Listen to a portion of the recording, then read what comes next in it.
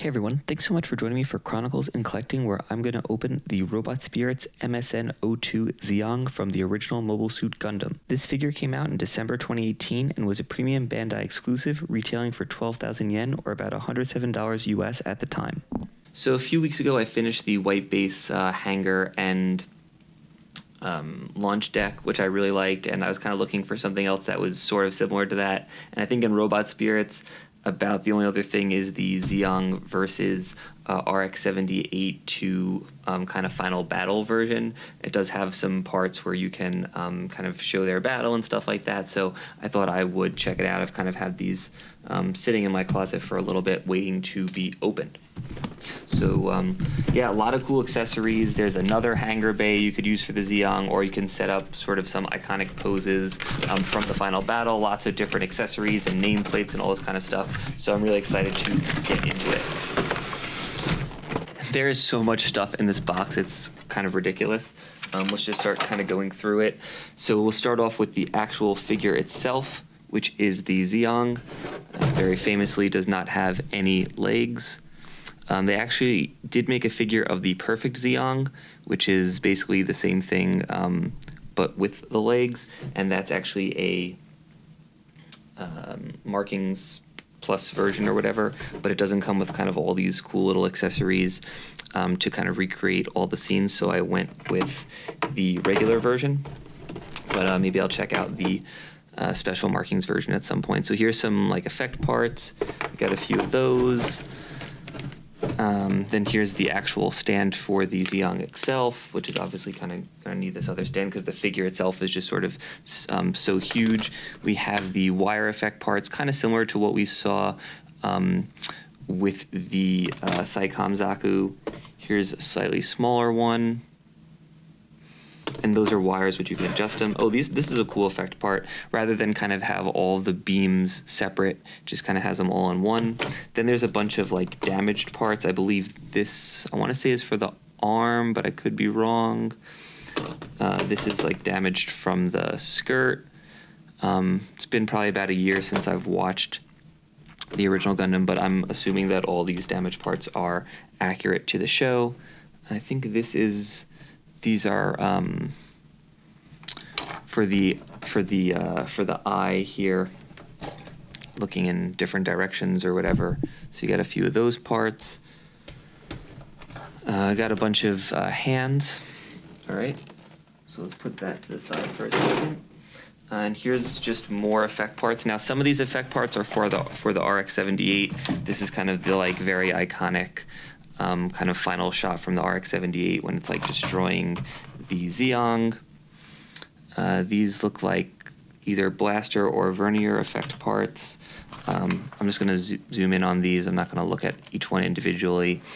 And then finally, or maybe not quite finally, but just a whole bunch of building blocks very similar to what we saw in the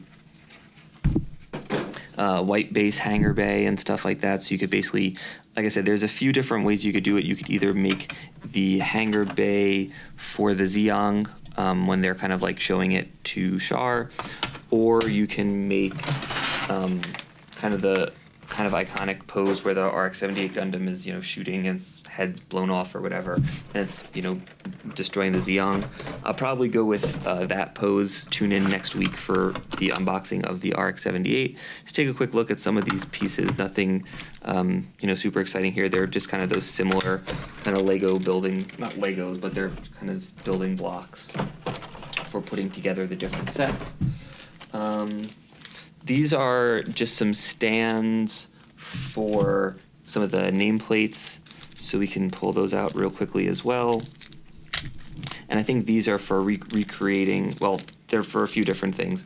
I think these two are, if you want, like, you could put the stand when you're kind of doing the final battle to show Char and Amuro sort of interacting with each other. Here is Char and like a Zeon guy who's like showing him the Zeong for the first time. And then there are some nameplates, which I don't know what they all say. I have to assume that one of them says why doesn't this have any legs, and sort of that discussion. And I suspect the other one is probably something from the final battle between Char and Amuro at the end of the original Mobile Suit Gundam. So anyway, oh, and then also finally, there's like a little background piece for when I think there's probably 2 here. I think, like I said, I'm assuming that there's one for sort of each of the different stages that you can create. The first one, like I said, being the hangar bay for the Zeong, and the second being the fight. Nope, just one.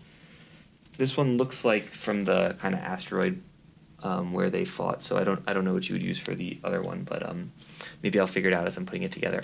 Anyway, so I'm going to take a second here, put this thing together.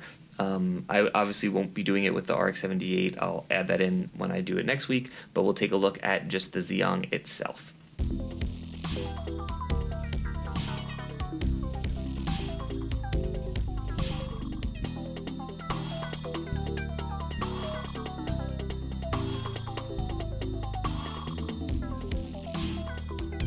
All right, and we are back. So let's get this guy on the rotating stand.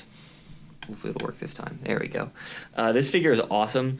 I kind of quickly took a look at what's included in the Perfect Zeong just to kind of give a fair comparison. So you're going to get all the same effect parts. You won't get the 2 damaged parts, and then you won't get all the stuff to help kind of recreate either the hangar bay or the final battle from Mobile Suit Gundam. But as far as kind of what we're looking at right now, minus the 2 battle effects, that would be included in the Perfect Zeong. This is an amazing figure. I mean, just the amount of effect parts you get are awesome. You got all the ones down here, you got the stuff here, you could fire from the waist. Let me grab this for a second to take a look.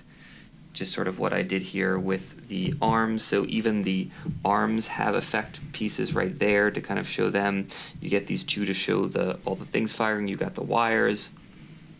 But yeah, so a ton of cool stuff. And I haven't even gotten to recreating some of the stuff from the actual show.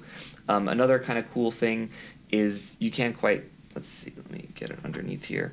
But so you have underneath here kind of these pieces that you can take off and then use to kind of like rest it in place if you don't want to, I guess, like use a stand. So that's cool that those are kind of hidden up there. And like I said, there's a few other different eye pieces that you know, you can have the eye in different directions, and there's also beams that shoot from the mouth as well, and you can disconnect the head and then also have the head kind of be on one of these, also kind of shooting in a long range mode, I guess similar to the I don't know what it is you know, in the lore, so I won't even take a guess.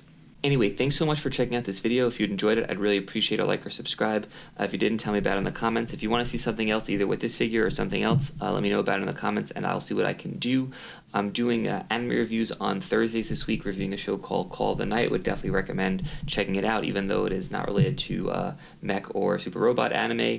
I'm going to be doing figure reviews on Tuesdays and Fridays. Thanks so much, and keep collecting.